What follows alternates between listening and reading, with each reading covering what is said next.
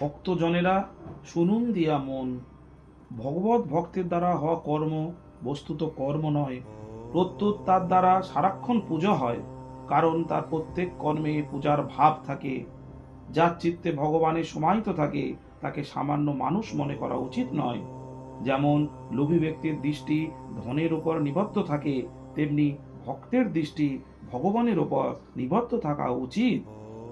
দেবতাগণ তাদের উপাসককে তাদের হিত অহিত বিচার না করেই তাদের বাঞ্ছিত বস্তু দান করেন, কিন্তু পরমপিতা ভগবান আপন ভক্তদের নিজ ইচ্ছায় সেই বস্তুই দান করেন যা তাদের পক্ষে পরম হিতকর। তুমি ভগবানের দাস হও, ভগবান তোমায় তার মালিক করে নেবেন।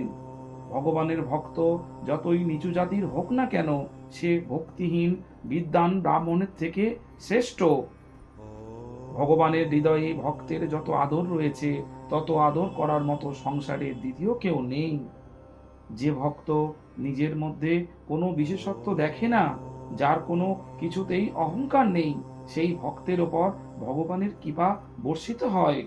শরণাগত ভক্তের ভজন করতে হয় না, তার দ্বারা স্বতঃসিদ্ধভাবে ভজন হয়ে যায়।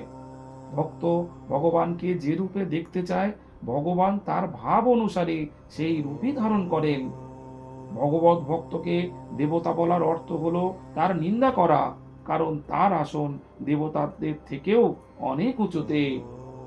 প্রেমী ভক্ত ভগবানের প্রতিপত্তিতে আকৃষ্ট হয় না, প্রত্যুত ভগবানের আপনত্বে বা আন্তরিকতায় আকৃষ্ট হয়। প্রেমিকের কথা প্রেমিকেই বোঝে, জ্ঞানী নয়, তাহলে অজ্ঞানীতা কি করে বুঝবে?